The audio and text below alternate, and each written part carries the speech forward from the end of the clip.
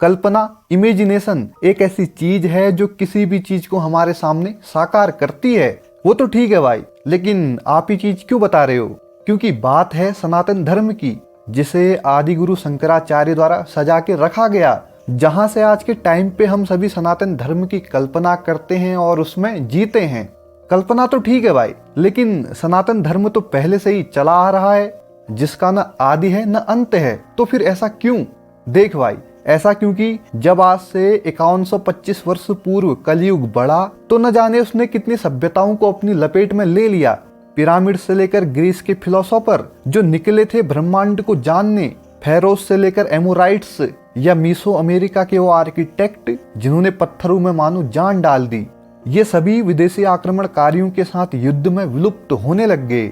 एक प्रकार की आंधी जो कई सभ्यताओं को उड़ा ले गई। लेकिन ऐसा बिल्कुल नहीं कि भारत और भारत की सभ्यता पर कोई आक्रमण नहीं हुआ।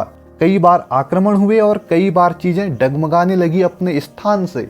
लेकिन कहते हैं ना, एक बड़े पेड़ की छाया में जब एक छोटा पेड़ पलता है तो उसे उतनी कठिनाइयों का सामना नहीं करना पड़ता है। और ऐसा ही कुछ था हमारे हिंदू धर्म में, जहां पेड़ का काम किया वो भी एक नहीं कई हजारों ऋषियों ने, जिनकी छांव में सनातन धर्म पलता गया, जहां से भारत सभी आक्रमणकारियों के सामने एक ऐसे पेड़ के समान खड़ा रहा जिसे कई आंधियां गिरा नहीं सकी। जहां से ऋषि मुनियों की सभ्यता हमें यह दिखाती है कि आज भी सनातन धर्म या भारत डाउन टू अर्थ रहते हुए भी विश्व गुरु है। और इतिहास भी गवाह है कि हिंदुओं ने कभी भी किसी राष्ट्र पर आक्रमण नहीं किया और ना ही किसी राष्ट्र को अपने अधीन किया। और विपरीत में यह देखा गया कि भारत में आक्रमणकारी आए और खून की नदियां बहाकर भारत की संस्कृति और सभ्यता को खंडित करने की कोशिश करी, लेकिन फिर भी भारत ने उन्हें अपने यहाँ फलने फूलने की जगह दी। ये सब चीजें उन्हीं ऋषि मुनियों के जब तब से, जहाँ से आज के समय में भी सनातन धर्म की जड़ें धरातल को पकड़े हुए हैं। और हमारा सनातन धर्म हमारी सांसों में भी जिंदा है। और कुछ सभ्यताओं के विलुप्त होने के बावजूद भी हमारा भारत अपनी सभ्यता को संजोए हुए है, जहां से हम कहते हैं कि हम उस सभ्यता से हैं जहां ऋषि मुनि हमारे मार्गदर्शक हैं। और ऐसे ही ऋषि मुनियों में थे हमारे जगत गुरु आदि शंकराचार्य, जिन्होंने विलुप्त होते हुए सनातन धर्म को एक नई दिशा दिखाते हुए विश्वव्यापी बनाया है, जो थे हिंदू फिलोसोफर और इंटायर कलयुग के धर्म गुरु, जिन्हें माना जाता है हिंदुत्व के सबसे महान प्रतिनिधियों में। क्यों भाई, जानते हो नहीं तुम आदि गुरु शंकराचार्य के बारे में? और आप जानते हैं नहीं? अगर नहीं जानते तो आइए जानते हैं इस वीडियो में। हाँ भाई बताओ ना, अब जानना बहुत जरूरी हो गया है। हाँ तो तुमने वो एक बात सुनी है क्या? कौन सी बात भाई? वो ये कि एक सफल आदमी के पीछे किसी न किसी स्त्री का हाथ होता है। हाँ भाई सुनिए ना, लेकिन ये बात यहाँ पे क्यों? क्योंकि मेरे भाई बाल शंकर के जगत गुरु आदि शंकराचार्य बनने के पीछे भी एक स्त्री यानी उनकी माँ का हाथ रहा। यह उनकी महानता रही कि बरसों बाद जन्मे एकमात्र पुत्र को उन्होंने न केवल शिक्षा दी बल्कि उनके जगत गुरु बनने का मार्ग भी प्रशस्त कर दिया। और एक पुत्र भी ऐसा जो सन्यासी रहते हुए भी जिसने अपनी माँ का दाह संस्कार करके अपने पुत्र कर्तव्य का पालन किया। और माँ के द्वारा शिक्षा ऐसे टाइम पे दी गई जब सनातन धर्म में कुरीतियां फैलने लग गई, वर्ण व्यवस्था, कर्मकांड, वैदिक संस्कृति का मिसयूज होने लगा, जहां से सनातन धर्म डगमगाने लगा और पतन की ओर अग्रसर होने लगा। और भेदभाव एक ऐसी चीज बढ़ने लगी जिससे लोग धर्म परिवर्तन करने लग गए। और इन्हीं चीजों को सही करने के लिए केरल के कालड़ी विलेज में ब्राह्मण दंपत्ति शिवगुरु और अयंबा देवी के घर में आदि शंकराचार्य का जन्म होता है। और पुत्र भी कई समय बाद भगवान शिव की पूजा करने पर होता है, जिस कारण आदि शंकराचार्य को भगवान शिव का रूप माना जाता है।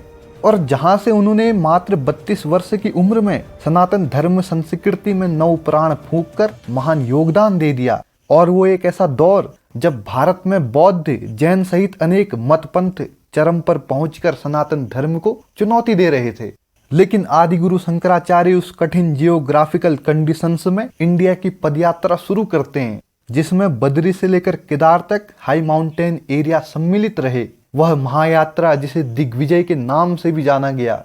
और वो समय जहां पॉलिटिकली तौर पर इंडिया कई छोटे छोटे स्टेट में बटा होता है, जहां आइडियोलॉजिकल, रिलीजियस, सोशल डिफरेंसेज, मतभेद चरम पर थे।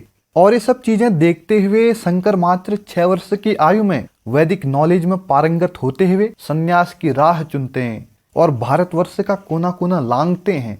लेकिन इन्हीं चीजों में उन्हें कई चुनौतियां मिलती हैं, जिसे उन्होंने अद्वैत से परास्त कर दिया, जिसे शंकराद्वैत भी कहा गया, जहां से उन्होंने अपने ब्रह्म सूत्र में अहम ब्रह्मास्मि ऐसा कहकर अद्वैत सिद्धांत बनाया कि संसार में ब्रह्म ही सत्य है, जगत मिथ्या है, जीवन और ब्रह्म अलग नहीं है। जीव केवल अज्ञान के कारण ही ब्रह्म को जान नहीं पाता, जबकि ब्रह्म तो उसके ही अंदर विराजमान है।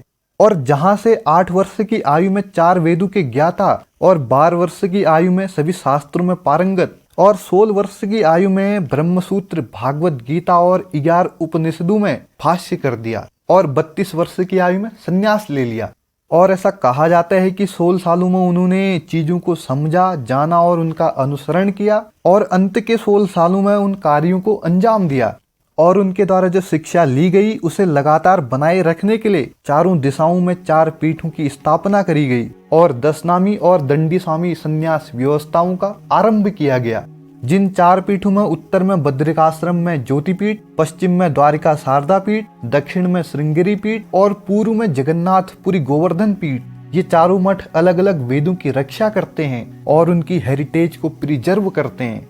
ज्योतिर्मठ अथर्ववेद, द्वारिका मठ सामवेद, गोवर्धन मठ ऋग्वेद और श्रृंगेरी मठ यजुर्वेद, और जहां से हमारा भारत एक सूत्र में बंधता है। ये तो रहे 4 मठ। अब बात रही दशनामी संन्यास व्यवस्था की। शंकराचार्य ने हर एरिया में हिंदुओं को संगठित करने और जातिवाद को समाप्त करने के लिए दशनामी संप्रदाय की स्थापना करी, जहां से दशनामियों के 2 वर्क स्पेस निश्चित किए गए, पहला शास्त्र और दूसरा शस्त्र।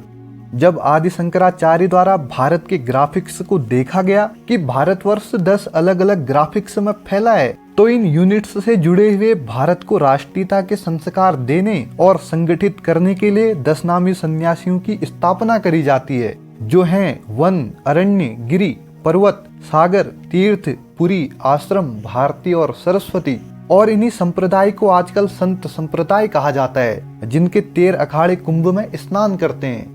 और दंडी स्वामी किया करते थे वैदिक ज्ञान की रक्षा और सनातन धर्म पर लगे आरोपों का निवारण।